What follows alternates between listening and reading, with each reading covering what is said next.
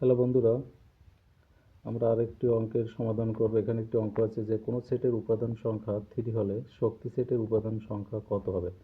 এখানে কিন্তু একটা বহু নির্বাচনী প্রশ্ন, খুবই গুরুত্বপূর্ণ। এখানে 4টা অপশন দেওয়া আছে, কতে 7, কতে 10, গতে 8, ঘতে 4। তো এখানে বলছে যে কোনো সেটের উপাদান সংখ্যা 3 হলে শক্তি সেটের উপাদান সংখ্যা হবে। তাহলে শক্তি সেটের উপাদান সংখ্যা হবে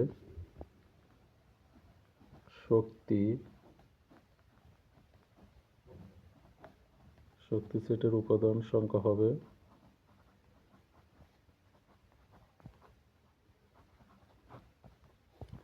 এখানে আমাদের যে কটা উপাদান দেওয়া থাকবে, যেমন এখানে উপাদান দেওয়া আছে কত 3।